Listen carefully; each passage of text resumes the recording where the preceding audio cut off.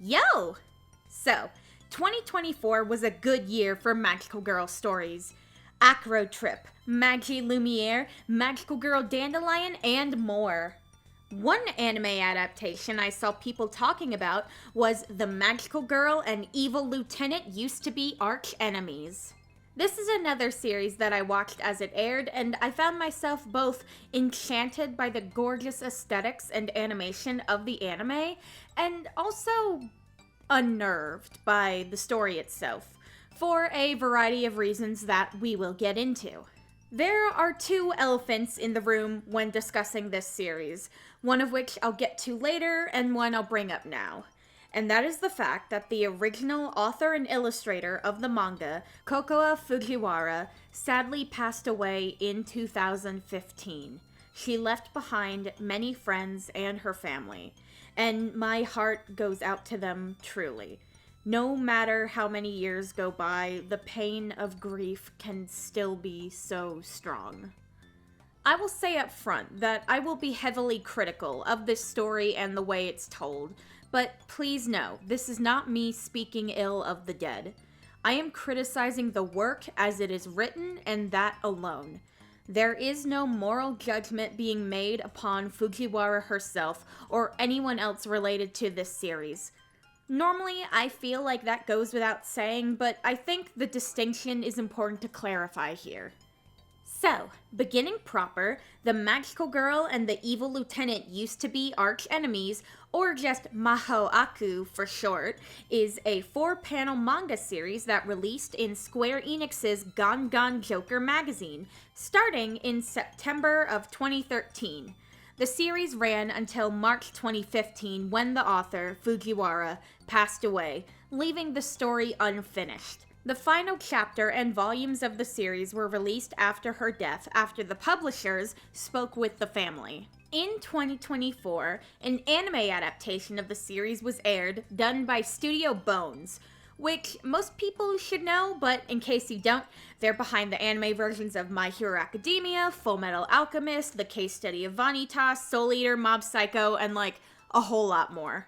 It was partly a tribute to Fujiwara, introducing her work to an even larger audience while bringing it to greater heights. I have a lot of complicated feelings about this series, and I hope I'm able to express it all with the nuance I want to. Before beginning, like, comment, subscribe, I have Patreon, you know the deal.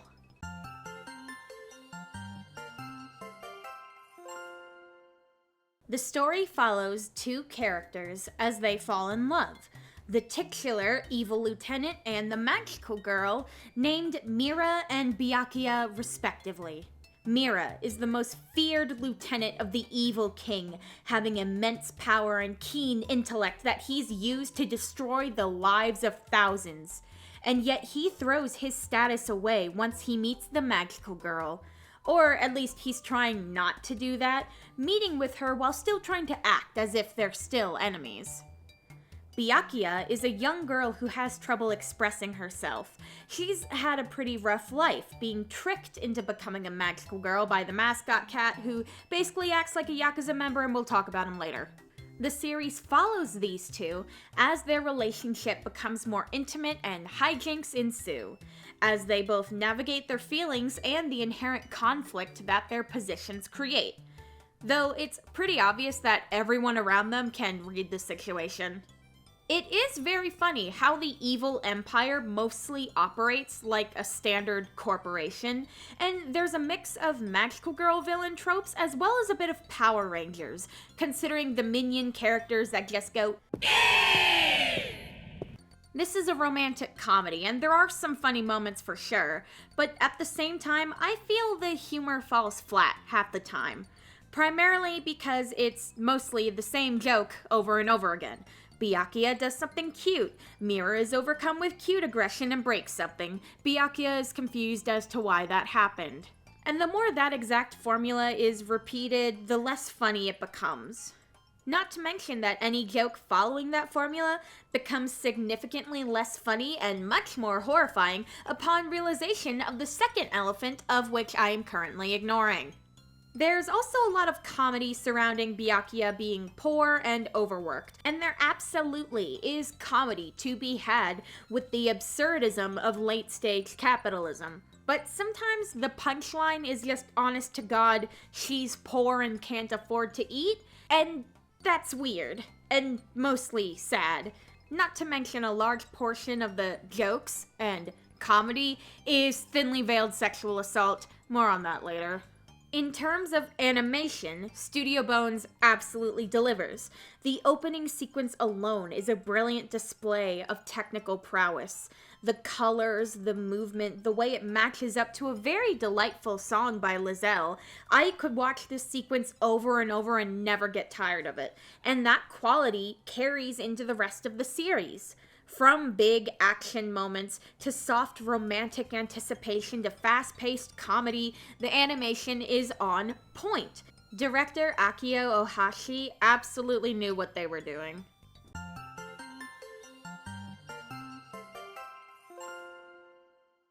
Let's start with Mimori Byakuya, because she's my favorite between the two main leads. Obviously, she's the magical girl. Even still, it's frustrating how Byakuya is characterized.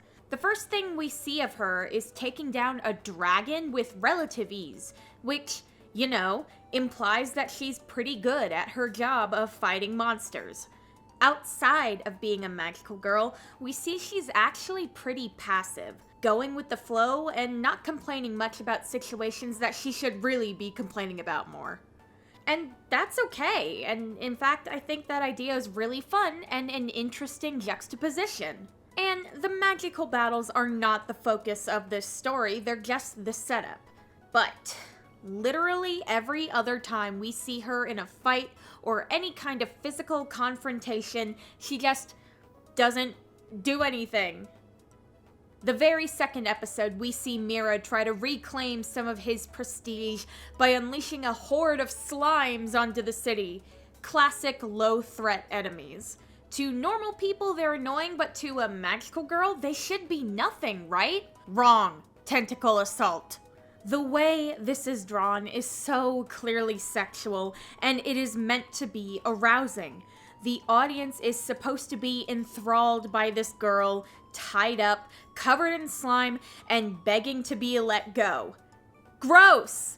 Why is there hentai shit in my slice of life romantic comedy? And all of this is set up for Meera to immediately drop the evil lieutenant thing, kill the monsters he summoned, and save Byakuya. But did she really have to have all of that done to her? Oh, of course she did, because this is set up for when her mascot cat edits the footage of the battle together to sell to perverts online. Meera finds out and goes to kill the cat, which is the only time in this series I was cheering for this dude, and frankly, I think Meera's first assumption of this isn't a mascot character, this is just a guy in a mascot costume would have been a funnier punchline, but no, the cat is actually an angel from heaven, so he can't actually be killed, and he's gross. Speaking of the cat, I hate him. I get the joke they're trying to go for. Take the cute mascot companion that magical girls have and give it the personality of a Yakuza thug. That's fine. That joke can be funny. The problem is this guy sucks. He works Byakuya to the bone, constantly has her doing extremely questionable jobs, tries groping her on multiple occasions, and generally acts like an abusive alcoholic father. And it's insulting how we see this cat being so horrible to Byakuya. These shots communicating that this is a suffocating environment to live in. But afterwards, we're just supposed to think the cat is a silly pervert, and by the end of the show, these two are supposed to be a weird little family. Like, oh, they go to the hot springs together on New Year's, and Byakuya's gaze lingers on a father and daughter leaving together, and the cat mascot, in human form, don't question it, buys her a little thing of milk, and that makes up for everything. Oh, it's so funny how this person is being taken advantage of, and she doesn't even know it.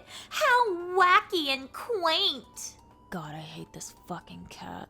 Then there's Meera, the evil lieutenant of the evil king, and at least to me, he doesn't really feel like a character, or at least the character we are told about does not match what we see in the story. He was raised in the vague evil empire, rose through the ranks, and has committed crimes against life itself. We are told he is ruthless, cruel, heartless, and sadistic, destroying countless worlds in the name of his lord. He's a really bad dude, but actually he's just a sweetheart. And it's hard to articulate this without basically saying this should have been a different story, because I don't think it's fair to judge something based on what it isn't. But this guy never really feels like an evil lieutenant for a group of magical girl villains. He's just a guy with a dark aesthetic. And yeah, we see his violent internal thoughts, and he kills a bunch of literal faceless goons, but that's just kind of standard anime exaggeration for comedic effect. I feel like this would have been funnier if Meera woefully misunderstood what normal people consider romantic. The whole story is based on the concept of love at first sight, and you can keep that, but maybe instead of this dude suddenly turning into a regular gentleman, we take those over-the-top evil responses and place them in a domestic setting. Like, maybe Byakuya says, "Oh, sorry, I can't meet up, I have work." And he responds with, "Do you want me to kill your boss for you?" 100% serious.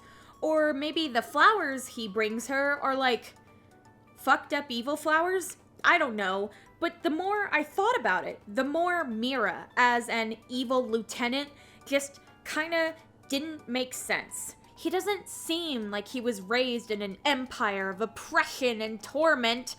He's just an office worker, and the office just so happens to be in a dark gothic castle. There's another reason I'm not a fan of Meera, but that's a discussion for later. There's a large cast of side characters here, and they honestly make the series for me. Hibana is another magical girl and also the best part of the show. She has trouble expressing herself, but instead of appearing neutral, she lashes out, and I will always get a kick out of Japanese characters dropping English swears.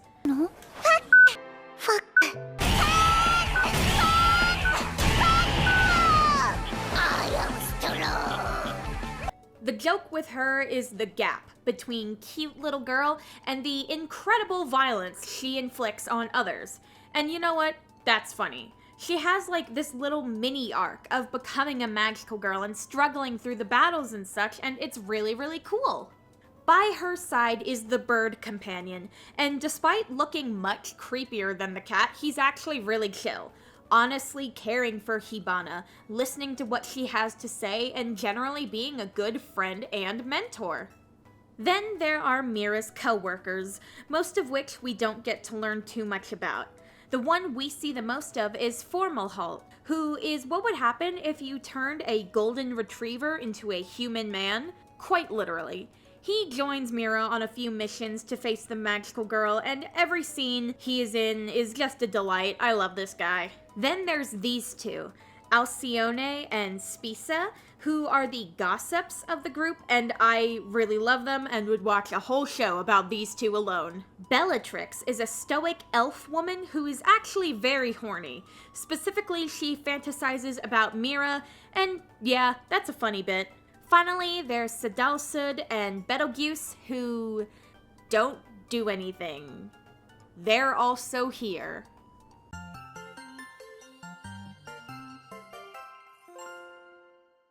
So, that second elephant I mentioned is finally here. If you are unfamiliar with this series, you may have noticed some peculiarities with the footage shown. Mainly, wow! Byakuya looks incredibly small next to Meera, who seems to be a full-grown man. And that is a completely valid concern when it comes to the main romantic couple of a rom-com. And as this show aired, I was praying that this was just shoujo proportions, you know? Like how in a lot of shoujo stories, the male characters are always huge next to the female ones. So I'm basically deluding myself into believing that these two are around the same age and it's just a stylization thing. I mean, Byakuya has several jobs that no child would be doing, right? Right? And then episode 7 happens. See, in episode 6, we meet Hibana, who is introduced to us as a 15-year-old girl. She becomes a magical girl and eventually meets Meera and Byakuya. Byakuya recognizes Hibana, saying they were in the same class in elementary school. Meaning, the primary romantic storyline we've been following up to this point is between a grown man and a teenage girl. And once that becomes known to you, every little thing about this series becomes kind of impossible to enjoy. Side note to get ahead of the degenerates, no, the age of consent in Japan is not 13. It varies by prefecture, with 13 being the lowest it is nationally allowed to go. Most prefectures have it at 16 or 18, and just because something is legal does not make it moral. A 15-year-old is a child and should not be the object of sexual desire to anyone other than another 15-year-old. The way Meera dotes on her, constantly showering her with gifts, supporting her emotionally in an explicitly romantic way, it all feels gross. But you wouldn't know that from the story itself, because the story treats this pairing like any other romantic couple. The awkward feelings, the wacky sexual innuendos, the way they slowly start to admit they love each other in small ways, and it's just kind of hard to cope with that. And I can't help but wonder where that dissonance comes from. I have my own personal theory about how in a lot of shoujo works, especially older ones, they have weird age gaps in their relationships. And I think it all comes from fantasy. The idea that you're a young, misunderstood teenage girl and an attractive older man recognizes your worth and sweeps you off your feet. Many young girls do have those thoughts, and there is nothing wrong with that fantasy and concept. But I feel by the time someone is in at least their 20s, they should recognize that those kinds of thoughts are just fantasies, and when put into practice, often leads to predatory and unhealthy relationships. Though it should be noted that Mahoaku was published in a seinen magazine, meaning the target audience is young men. And while I don't want to place too much importance into intended demographics, that fact does kind of make this a bit worse. Because when you look at the story of Mahoaku with this information, it's bad. A grown man sees a struggling 15-year-old child and decides to shower her with gifts and affection for explicitly romantic reasons. That's grooming, and that's weird. Aside from the obvious weird age gap, there are some scenes that are just straight up uncomfortable because they depict some truly horrific things, but it's ruined by how tone-deaf the story treats these issues. In one episode, it's a serious problem that the mascot cat sexually harasses Byakuya and basically acts like a pimp, but in another, it's just supposed to be a funny, quirky thing that he does, and Byakuya just casually rejects, haha.